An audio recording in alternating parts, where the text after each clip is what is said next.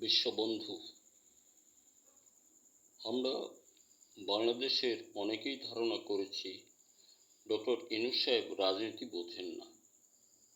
এই ধারণাটা সম্পূর্ণ কুসংস্কারমূলক আমি প্রমাণ করি। কারণ উনি কাকে দিয়ে কি করবেন?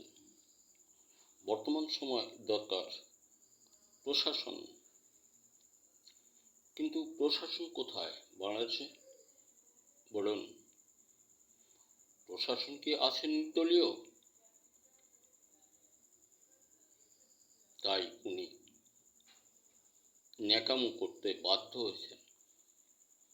তবে জেনে নিন, দলমত নির্বিশেষ, জাতি ধর্ম নির্বিশেষ এই বাংলাটাকে শান্তি দেওয়ার জন্যই একটি মানুষ ছিল, যিনি আসবেন ফুটবল হয়ে থাকতে হবে। আর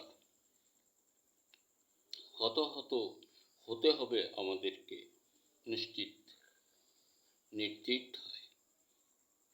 স্মরণে রাখুন কথাগুলো, মনে রাখবেন। ডক্টর ইউনূস রাজনীতির মহা মেরুদণ্ড, কিন্তু বাধ্যতামূলক উনি এভাবে করে যাচ্ছেন। কাকে দিয়ে কি করবেন? একটি কথা স্মরণে রাখেন, উনি যদি এখানে না থাকতেন, এ দেশের মানুষ না হতেন, ভাবুন, এক কথা বারবার ভিডিওতে বলা যায় না।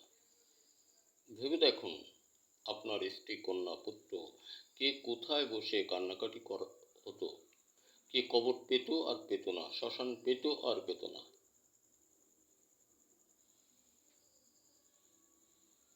কঠিন, অধিক কঠিন ব্যাপার। আমরা যারা বলি উনি রাজনীতি বোঝেন না, আমরা বোকার স্বর্গে বাস করি। উনি বোঝেন না এমনটা পৃথিবীতে অবিরল। আমরা ওনাকে বোকা করছি না। উনি জানেন, উনি যেটা জানেন সেটা করতে গেলে দেশের অবস্থা ভাবেন উনি কাকে দিয়ে কি করবেন। এই জন্য যে দলই ক্ষমতা আসেন, ইউনূস সাহেবকে স্মরণ করতে হবে, যদি তার মধ্যে জ্ঞান থাকে। আর জ্ঞান তো আমাদের মধ্যে কার কেমন আছে এটা জানি, তাহলে 54 বছর হারাতাম না আমরা। বুঝে দেখুন যাচ্ছে কি করবেন। চরম দুর্দিনে পরম পাওয়া পেয়েছিলেন এ জাতি ডক্টর ইউনূসকে। আবারও শুনে নিন, চরম দুর্দিনে পরম পাওয়া পেয়েছিলেন এই জাতি, বাঙালি জাতি, ডক্টর মোহাম্মদ ইউনূস সাহেবকে। ধন্যবাদ। আবার দেখা হতে পারে কোনো ভিডিওতে।